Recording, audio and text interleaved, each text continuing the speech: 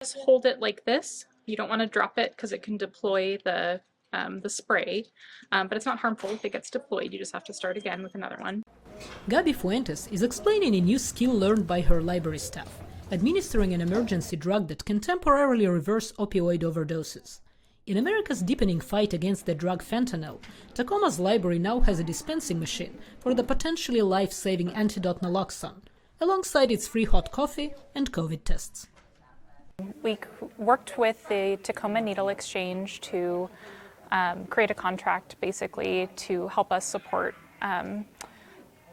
our patrons that have substance use disorders. So we realized there was a community need. Yeah, it's a community hub, a place for people to gather, and so it's, just the ideal place for something like that, because you never know who's going to walk through the door and who's going to need, help. Librarian Tony Sonstig understands the training but wonders what might happen if the time comes to use naloxone, which is also known by its brand name Narcan. I mean, I'd like to think that I would be able to do it, but I might need to find somebody else just to support me if I needed it. We were a little bit nervous at first just to see what people's reactions were going to be. Putting it up in a public vicinity of the public is letting them know that it's okay to do it. I carry Narcan on me because I have friends that do it, so but I don't think you should go in public places because there's kids in this place and stuff.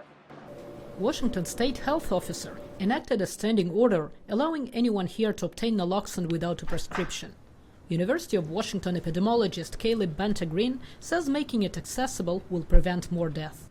There's good evidence we keep seeing over and over and over again that of all of the populations you want to make sure have naloxone, it's people who use opioids and or those who are friends and family and loved ones of them. They're most likely to see an overdose and most likely to see the greatest number of overdoses. More than 110,000 people died from fentanyl overdoses in the United States last year. Fuentes says helping respond to the crisis is part of the library serving its community.